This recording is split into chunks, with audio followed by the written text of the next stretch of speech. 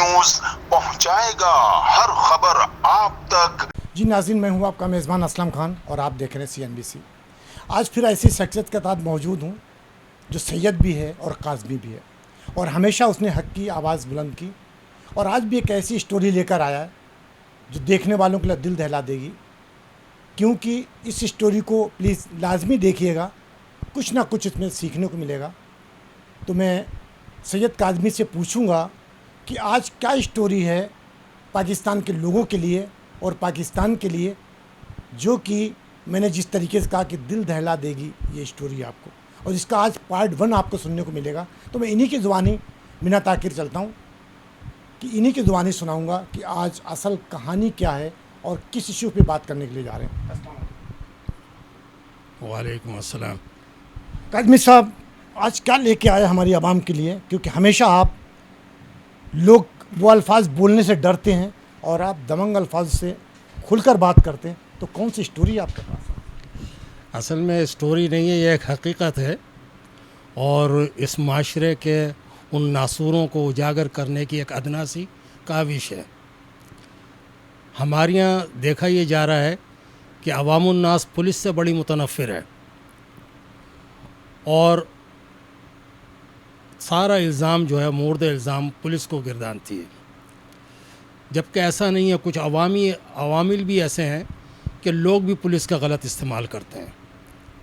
आज मैं दोनों को सामने बरहना करके खड़ा कर दूंगा कि कौन कितने पानी में है और कौन ज़िम्मेदार है। लेकिन माज़रत के साथ मैं आपकी बात काट रहा हूँ। आपने कहा कि पुलिस सही है, हमारे लोग भी गलत करते हैं, लेकिन अगर हम बैक में जाते हैं, बिल्कुल अगर जाते हैं बैक में, तो पुलिस ऐसे लोगों के बातों में क्यों आती? असल सवाल यही इसी को तो करप्शन कहते हैं। और क्या है, पुलिस में अगर यही चीज़ ख़त्म कर दी जाए, ये मादा उनमें से निकाल दिया जाए, तो जहर ख़त्म हो जाएगा और तिर्याक बन जाएगा।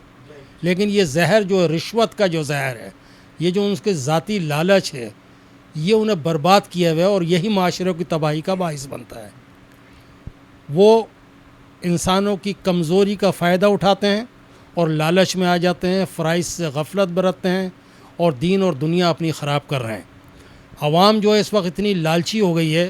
पहले किसी ज़माने में लोग कमेटियाँ खाकर भाग जाते थे, किस्तों पे सामान लेके भाग जाते थे, छोटी मोटी जो है लेन देन में गबन कर लेते थे। अब लोगों को जब कराची की प्रॉपर्टियाँ आसमान को बातें कर रही हैं, तो लोगों को सबसे ज़्यादा लालच इसमें रहा है कि किसी की जायदाद को हथिया लो और करोड़ों में फ़ायदा उठा लो। इसके लिए वो पुलिस का इस्तेमाल करते हैं। पुलिस परसेंटेज पर काम करती है। अगर 1 करोड़ की प्रॉपर्टी है तो वो कहते हैं सारा काम करा देंगे, 20% हम लेंगे। अब एक अफसर को अगर 20 लाख रुपए मिल रहा है तो उसको भाड़ में जाए, उसको नौकरी या उसकी क्या परवाह है उसे। वो 20 लाख लेगा, 10 लाख नीचे से ऊपर तक बांटेगा, उसकी सर्विस भी बहाल रहेगी, उसको बचेगी और इज़्ज़त की नौकरी वो करता रहेगा। मैं ऐसे लोगों को सामने लाना चाहता हूँ। IG साहब जो हमारे मोहतरम हैं, जो ये कहते हैं कि हम घेरा तंग कर रहे हैं उन करप्ट पुलिस अफसरान के ख़िलाफ़, तो आपका सिर्फ घेरा तंग करने से मसाइल हल नहीं होते। उस घेरे में दबोच कर उनको ख़त्म करना चाहिए। जब तक आप उनको ख़त्म नहीं करेंगे, उस घेरे का कोई फ़ायदा नहीं, वो घाघरा बन के रह जाएगा। तो बात इतनी सी है कि एक केस मेरे पास आया। आपने अभी मुझसे केसों के बारे में बात करी ना, बड़े बड़े केस आते हैं, बड़े अजीब व गरीब कहानियाँ होती हैं। ये एक रियल स्टोरी है। इसके किरदार हैं, जैसे सिनेमा में एक पर्दा चलता है, पहले वो फिल्म स्टारों के नाम आते हैं, फिर गुलकार के आते हैं, फिर हिदायतकार के आते हैं, फिर प्रोड्यूसर का आता है। इसमें वो सारे किरदार पहले मैं आपको गिनवाऊंगा ताकि आपको मामले की नोयत को समझने में आसानी पैदा हो। नाज़रीन, इसको बड़ी गौर से सुनिएगा ये स्टोरी को, और ये हकीकत है, ये कोई फिल्मी कहानी नहीं जिस तरीके से काज़मी साहब ने बताया। ये फिल्मी स्टोरी नहीं, लेकिन ये फिल्मी स्टोरी की तरह है, लेकिन हकीकत पे मबनी है। इसको देखिएगा लाजमी। पहला पार्ट है सिकंदर अली ख़ान वल मेहंदी अली ख़ान। दूसरा है फ़ारूक सादिक वल सादिक फ़ारूकी। तीसरा है मुसम्मत अस्मा फ़ारूक ज़ोजा फ़ारूक सादिक। ये तमाम साकिनान मकान number 18 area 51C Korangi 6 Karachi. ये मुखालिफ किसके हो गए? अपने सगे भाई और बेटे फ़रहान अली ख़ान वल सिकंदर अली ख़ान। यानी वालिद अपने बेटों के खिलाफ बेटे के ख़िलाफ़ हो गया। और वालिद जो है वो सिर्फ एक करैक्टर है, इसका प्रोड्यूसर कोई और है, इसका हिदायतकार कोई और है, और वो है इसका दामाद फ़ारूक सादिक। फारूक सादी जो कश्मीरी है। अब फ़ारूक सादिक जो है एक कश्मीरी नौजवान था, कम उम्री में ये कश्मीर से भागकर कराची आया, होटल पर ये बैरागिरी करता था, वहाँ पर ये खुसरों के साथ उठक बैठक भी इसकी थी, जो आके होटल पर नाच गाना करते थे। इसी असना में सिकंदर का वहाँ आना जाना था, सिकंदर इनके ऊपर फरिख्ता हो गए, अब एक तरीक़े से समझ लिए आप। तो उसके बाद जो इनकी दोस्ती हो गई, ये हड हराम जो है ये ख्वाब देख रहा था, मजाक में ये कहता था, लोग कहते हैं कि मजाक में कहता था मैं पाकिस्तान का वज़ीर आज़म बनूंगा। तो लोग कहते हैं भाई तू वज़ीर आज़म कैसे बजाए, तू तो जनखों की तरह नाचता गाता है। तो कहता मोदी भी तो वज़ीर आज़म बन गया जो चाय पिलाता था, तो मैं भी चाय पिलाता हूँ, मैं भी वज़ीर आज़म बनूंगा। और नाज़रीन इनके ख्वाब देखें, कश्मीर से आने के बाद कराची पहुंचा और काज़मी साहब के मुताबिक एक होटल पे उसने चाय देना शुरू की, वेटरगिरी की, साफ़ किया। तो लोग उसमें मजाक उड़ाते थे कि उसका कहना था कि मैं वज़ीर आज़म पाकिस्तान बनूंगा, लेकिन लोगों का कहना था कि तू कैसे बनेगा कि तू ख्वाजा सराओं के साथ घूमता है। तो उसके अल्फाज सुने आप कि हमारे पड़ोसी मुल्क हिंदुस्तान की अगर मैं बात करूं तो वहाँ पे मोदी भी हमेशा अपनी तकरीरों में कहता है कि मैं गरीब आदमी हूँ, झोला उठाकर कहीं भी चल दूंगा, मैं चाय बेचने वाला हूँ। और आज हकीकत में वो चाय बेचने वाला इतने बड़े मुल्क का प्राइम मिनिस्टर बना है। तो उसके भी यही ख्वाल, ये भी हकीकत में कादमी साहब और बताएंगे। तो वो कहता था कि जब वो वज़ीर आज़म बन सकता है तो मैं क्यों नहीं बन सकता था। इसी असना में सिकंदर साहब से मुलाकात हो गई, वो समझा ये सिकंदर आज़म है, तो वो सिकंदर के घर का वज़ीर आज़म बन गया। सिकंदर साहब को उसने अपने जाल में ऐसा फंसाया कि सिकंदर फ़ारूक के अलावा कोई नाम पसंद ही नहीं करता था, की बात मानने को तैयार ही नहीं। वो अपने बेटों से लड़ गया। जब जवान बच्चे थे उनके दोस्तों ने कहा तुम्हारा बाप जो है अजीब अजीब हरकतें करता है, वो किसी जनखे के चक्कर में है। तो बेटों ने बाप को तंबी करी कि अब्बा ऐसा ना करो। बाप ने बोला मैं सारी दुनिया छोड़ सकता हूँ, उसको नहीं छोड़ सकता। और फिर उसने इस बात को पक्का करने के लिए बेटों से इख्तलाफ करके बेटों से अलहदा हो गया और उसको अपनी बेटी दे दी। जब उसको बेटी देने की ऑफ़र करी तो उसने कहा मैं बेटी से शादी तो कर लूँगा, एक तो तेरी बेटी इतनी ज़्यादा खूबसूरत नहीं है, मैं गोरा चिट्टा जवान खूबसूरत, वो काली कलोटी बैंगन लोटी, मैं तो लूँगा कार एक सलामी में। लिहाजा भाइयों ने कहा घर की इज्जत है, इसको रुखसत करो और जान छुड़ाओ। उन्होंने इसकी डिमांड पर 0 मीटर कल्टस कार इसको सलामी में दी। देने के बाद गले का हार बन गया। देने के बाद ये चला गया किराए के फ्लैट में। 2 महीने के बाद बहन रोती धोती आई कि ना कमाता है, ना खाता है, ना खिलाता है, घर में खाने को नहीं है, परेशान है, किराया नहीं है। भाई कुछ अरसे किराया भी देते रहे फ्लैट का, खाना पीना राशन भी डालते रहे। आखिर को तंग आके एक भाई ने, फरहान अली ने, ये कहा कि मेरा मकान है ये 18 नंबर एरिया 51सी गली नंबर 18 में, यहाँ पर आ जाओ, एक किराएदार रहता है, तुम भी इसी में आके रहने लगो। एक पोर्शन उसने इनको किराए पर दे दिया।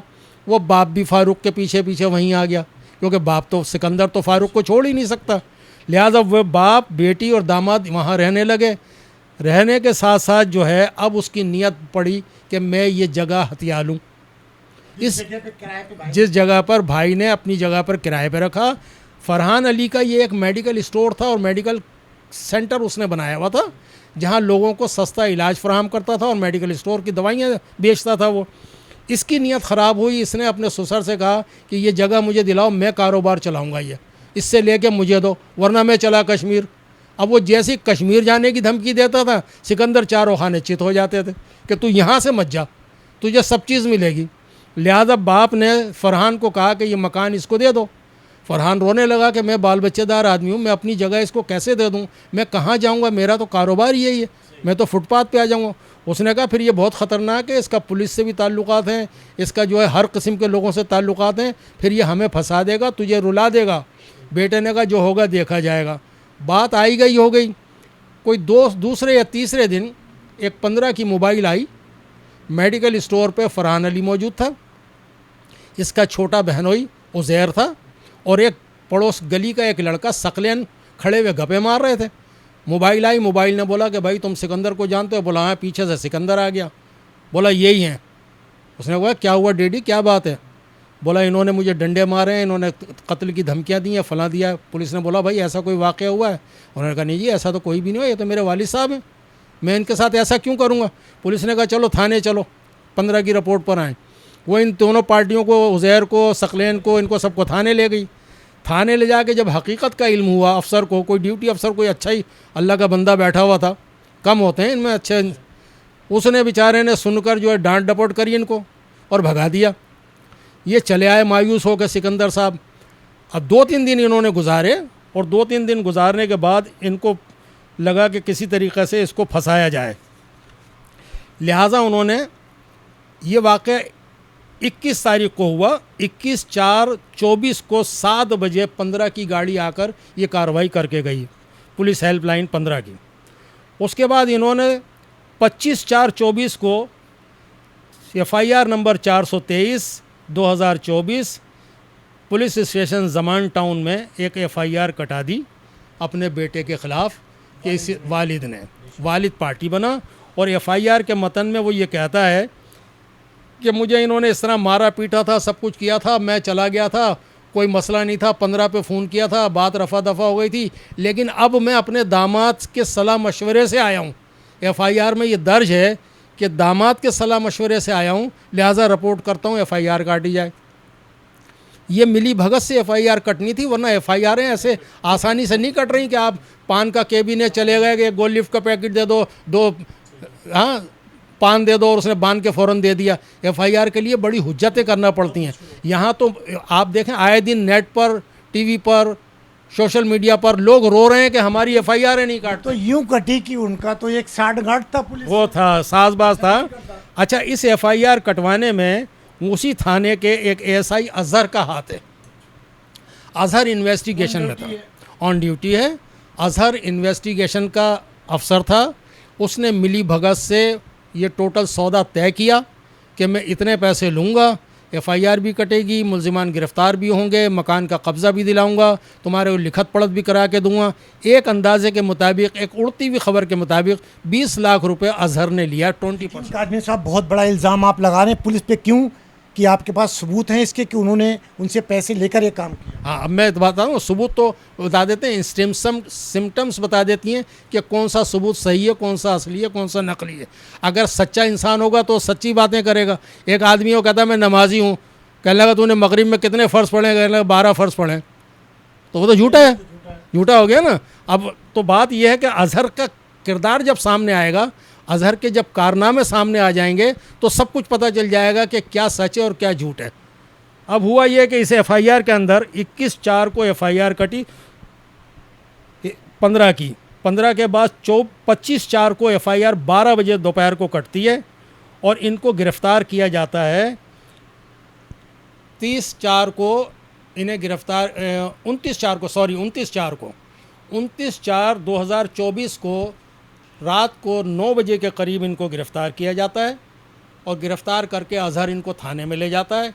ले जाके इनको प्राइवेट कमरों में बंद करता है और रात के 12 बजे तक इनको दबाव डालता रहता है कि कंप्रोमाइज़ करो, मकान इनके नाम लिखो, स्टोर खाली करके दो, इनके दस्तबरदार हो जाओ, वरना तुम्हें बहुत लंबे चक्रों में फंसा दूंगा।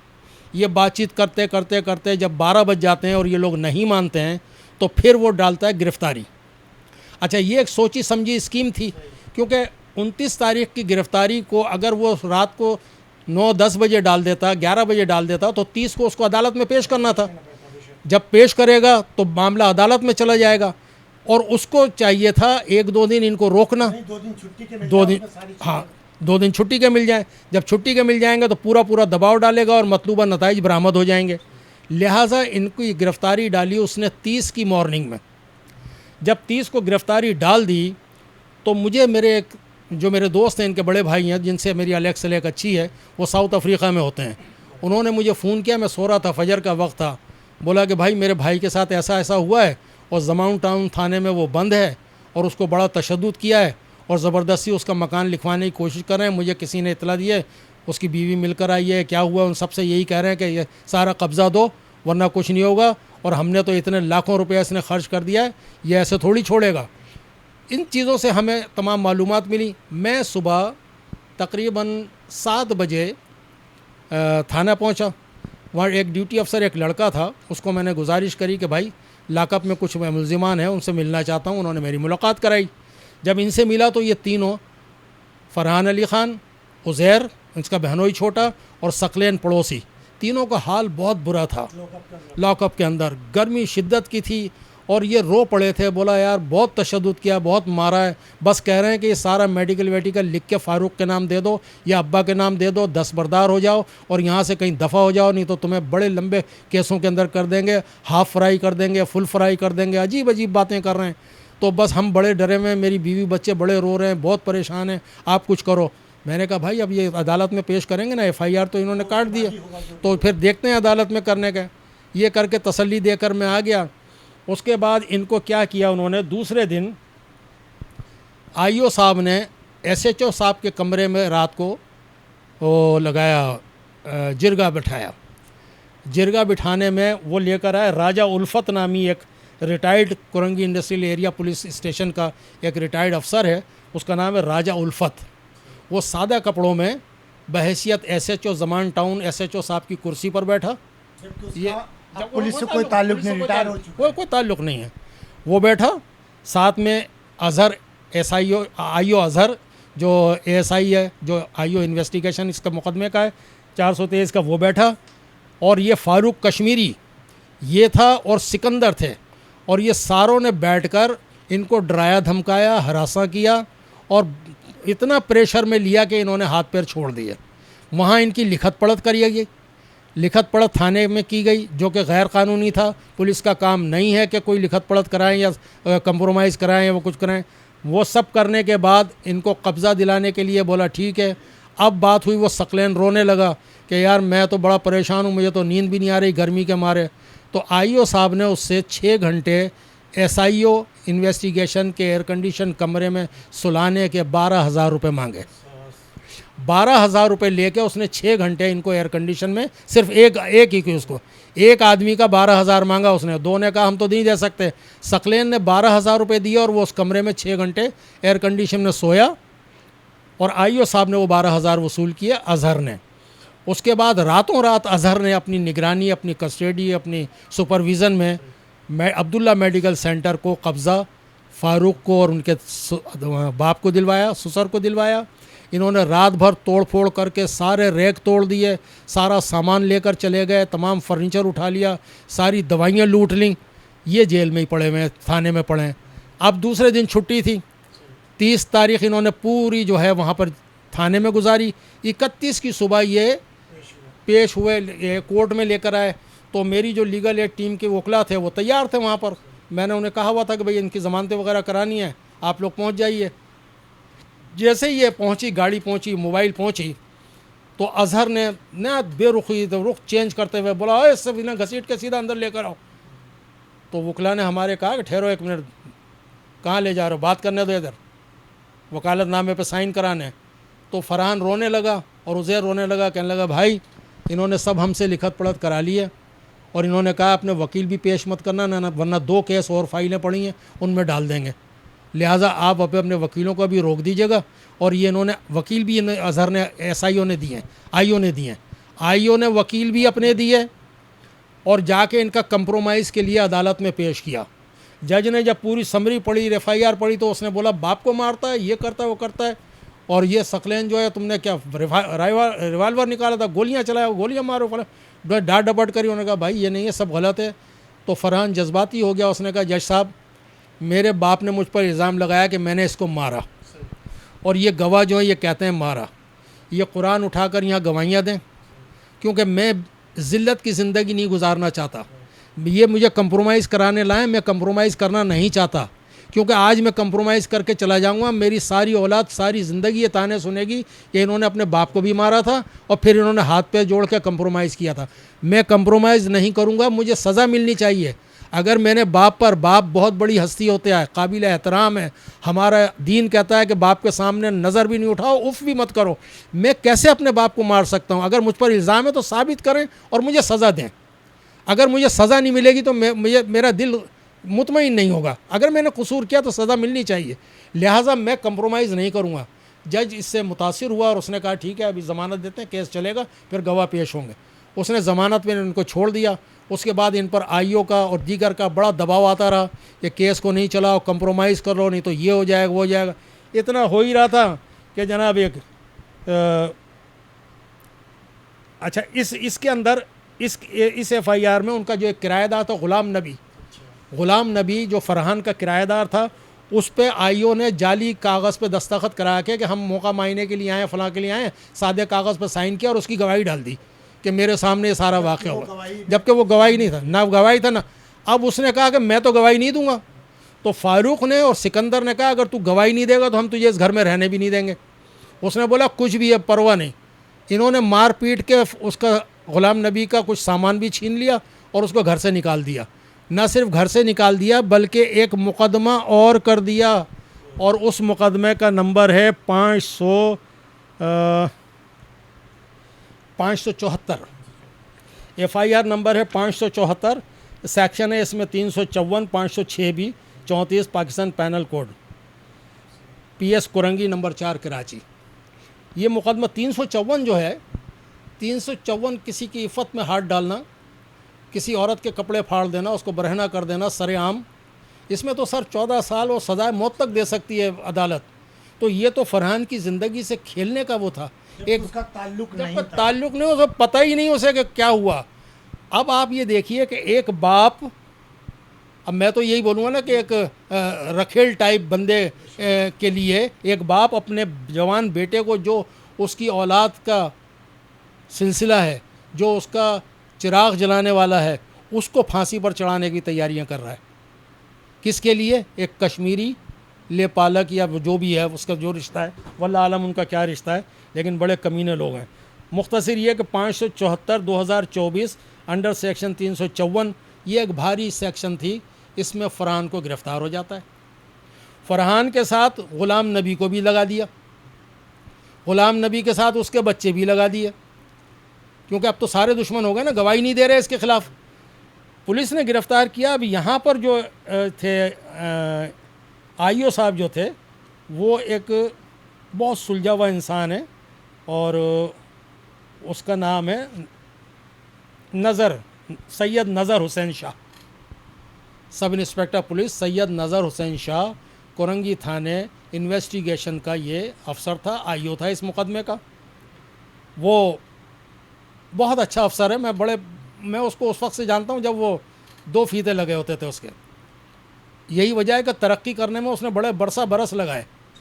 तो ईमानदारी से उसने इन्वेस्टिगेशन करी, उसने बुलाया। अब एफआईआर का मतन ये था कि सिकंदर अली ये कहते हैं कि मैं फ़लाँ तारीख को मोटरसाइकिल अपनी भांजी के साथ जा रहा था, एक भांजी के साथ जा रहे थे, तो 2 मोटरसाइकिलों पर सवार फरहान और उसके साथी, उनमें ग़ुलाम नबी और उसके बच्चे शामिल कर दिए। मुझे ज़बरदस्ती रोका, गालम गलोच की।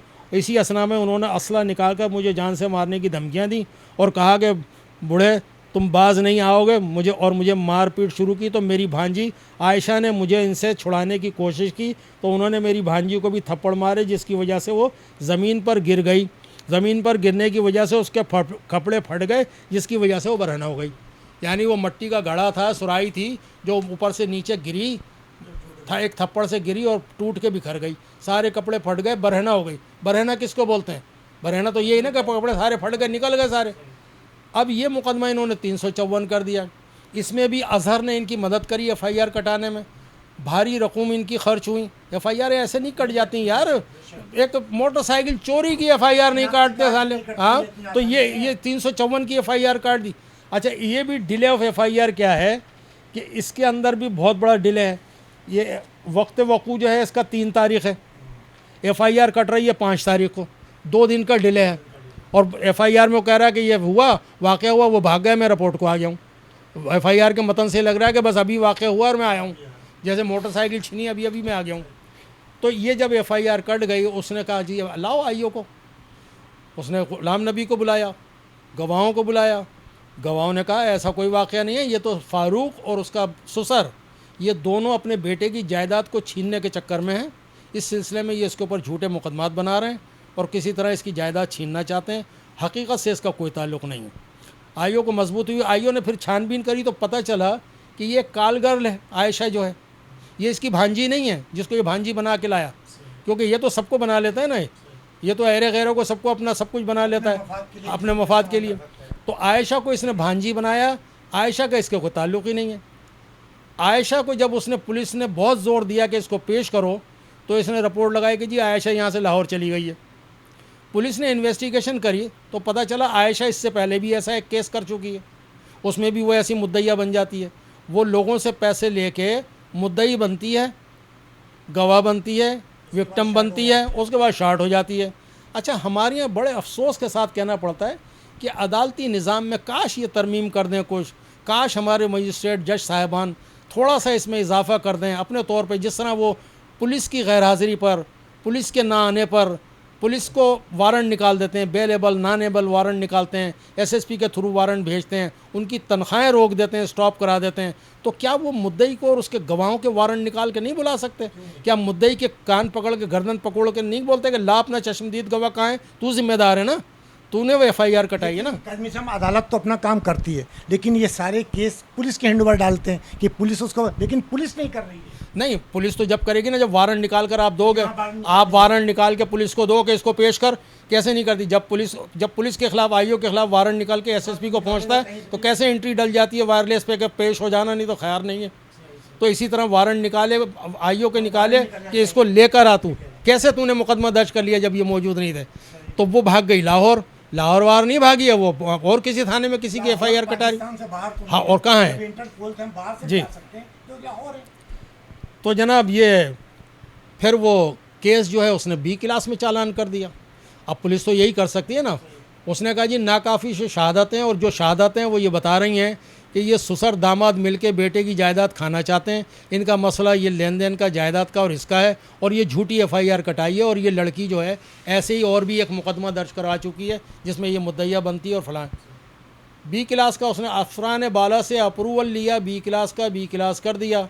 B क्लास से मुद्दई के आंसू का इलाज हो जाता, उसकी तकलीफ़ ख़त्म हो जाती। कानून में जब प्रोविज़न है, कॉन्स्टिट्यूशन ऑफ पाकिस्तान ये कह रहा है कि all Pakistanis are equal before the court, तो फिर इनके साथ ऐसे क्यों नहीं सलूक होता, यकसा सलूक क्यों नहीं किया जा रहा? जब एक आदमी को ये आप हक़ दे रहे हैं कि वो FIR दर्ज करा सकता है, और आप हुक्म दे रहे हैं उसको कि चाहे वो झूठी कटाए या सच्ची कटाए, लफ्ज़ ब लफ्ज़ आप लिख कर उसकी FIR काटो, वो तो इन्वेस्टिगेशन वाला इन्वेस्टिगेट करेगा कि उसको B में करना है, C में करना है, A में करना है। अगर वो झूठी है तो 182 की कार्रवाई करेगा, 182 से मुद्दई के उसकी तकलीफ़ का अजाला हो जाएगा।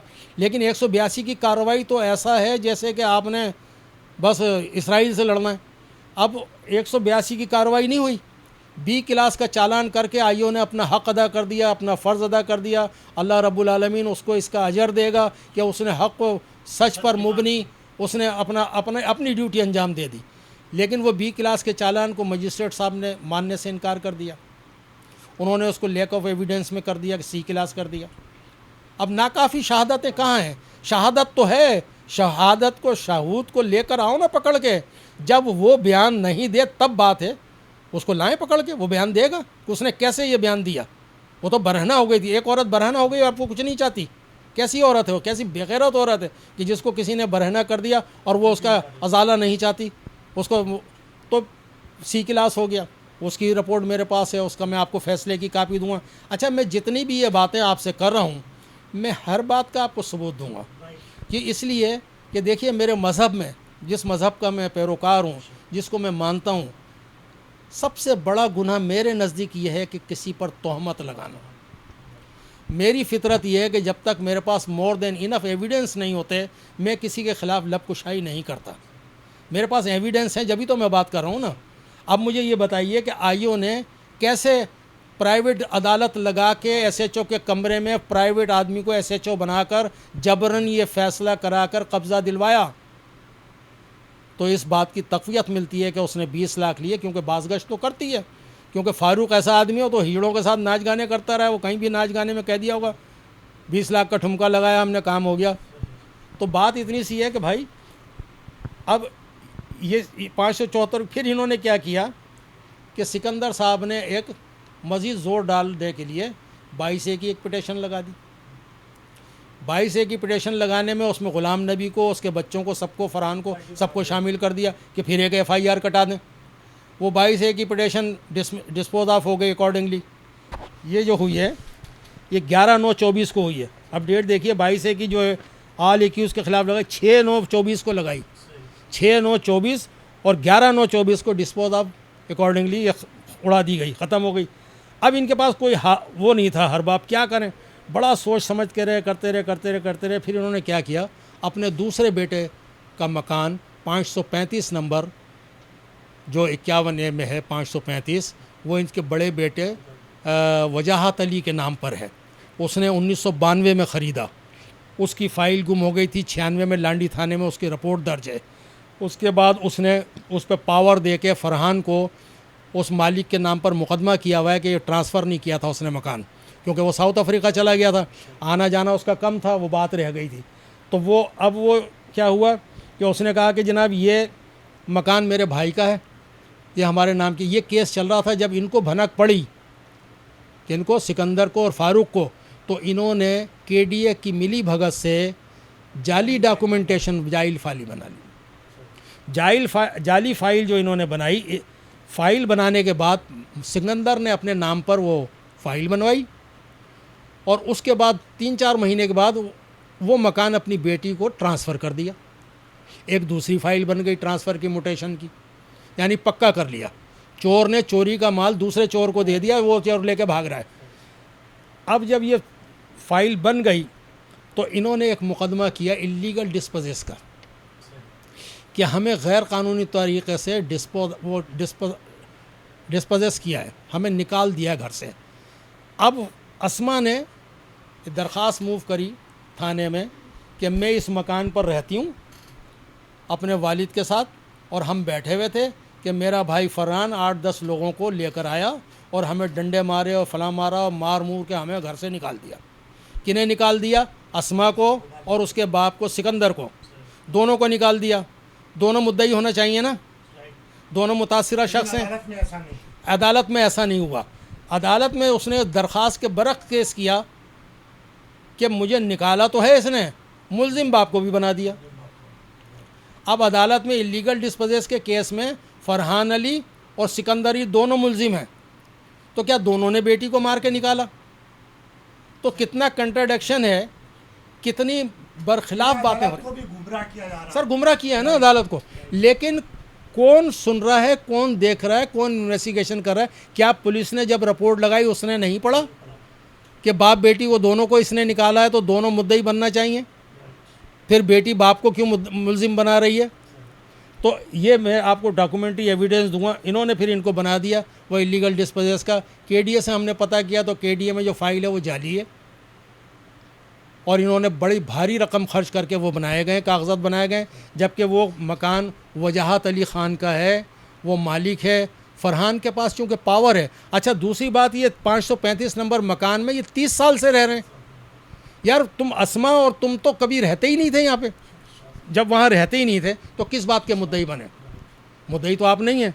तो ये मैं अर्ज़ ये करना चाहता हूँ IG साहब से, ख़ुसूसी तौर पे मैं ये दरख्वास्त करना चाहता हूँ कि अगर आप घेरा तंग करना चाहते हैं क्रिमिनल्स के ख़िलाफ़ और इन नासूरों के ख़िलाफ़ और ऐसी एक्टिविटीज़ के ख़िलाफ़ और माशरे से इस जराइम के ख़ात्मे के लिए जिससे कि हमारा माशरा तबाही की तरफ जा रहा है, तो आपको इसकी री इंक्वायरी करानी चाहिए, री इन्वेस्टिगेशन होनी चाहिए, री ओपन होना चाहिए केस को, और CIA के किसी काबिल तरीन अफसर को नामज़द करें। दूध का दूध पानी का पानी आ जाएगा और इंसाफ मिलेगा। जब इंसाफ मिलेगा तो पुलिस का भी बोलबाला होगा, क्योंकि जब आप मर्डर केस में 10 साल पुराने मुर्दे को निकाल के रीओपन करके कब्र कुशाई करके पोस्टमार्टम करा सकते हैं, तो ये तो लीगल के सामने सारी फिगर एंड फैक्ट्स आपके सामने हैं, तो इसमें क्या कबाहत है? बराए मेहरबानी इस पर इन्वेस्टिगेशन कराएं CIA से और आवाम को इंसाफ फराहम करें, ये मेरी दरख्वास्त है। नाजरीन, मैंने सवाल इसलिए कम किए क्योंकि बहुत लंबी कहानी थी और इसमें इस कहानी में कई रुख आए। आपने देखा कि एक बाप अपने बच्चों के ख़िलाफ़ हो गया। किसके ख़िलाफ़? वो शख्स, तस्वीर दिखा गया। एक बाप अपने बच्चों के ख़िलाफ़ इस कश्मीरी के लिए हो गया, जिसको हम कहेंगे एक फूल दो माली, यानी एक आशिक के पीछे बाप ने अपने बच्चों को दरबदर कर दिया, कहीं का नहीं छोड़ा। और मुझे कहते हुए भी शर्म आ रही है कि ये हरकत, जबकि उसके बच्चे भी हैं, बेटियां भी हैं, एक ख़ानदान भी है, लेकिन उसने ये हरकत की। तो इसको बड़ी आराम से सोचिएगा और बड़ा जहन लगाकर इस स्टोरी को, कि ताकि कुछ ना कुछ आपको इसमें हकीकत मिलेगी। क्यों कि बाप ने अपने बच्चों को दरबदर किया, जबकि ना तो हमारा दीन इस चीज़ की इजाज़त देता है, ना हमारा मज़हब, ना हमारे लोग, ना माशरा। लेकिन आईजी साहब, आपको देखना है इस केस को बड़े गौर से, और एक ऐसा ईमानदार अफसर इस पे लाया जाए ताकि वो हकीकत इसमें सामने लाए। जिस तरीके से काज़मी साहब ने कहा कि दूध का दूध और पानी का पानी, ये साबित होगा क्यों कि इंसाफ, हकीकत कभी छुपती नहीं है। कहता कि एक कश्मीरी ने वहाँ से आकर आज यहाँ पे जुल्म ढाया, तो बड़े अफसोस की बात। इंशाल्लाह कल किसी और नए मौजू और नए मेहमान के साथ आपसे मुलाकात होगी। जब तक के लिए अपने मेज़बान असलम खान को इजाज़त दीजिए। अल्लाह हाफिज़। पाकिस्तान जिंदाबाद। इस वीडियो को लाइक करें, हमारे चैनल को सब्सक्राइब कर बेल आइकन जरूर प्रेस करें हमारी न्यू वीडियो सबसे पहले देखने के लिए।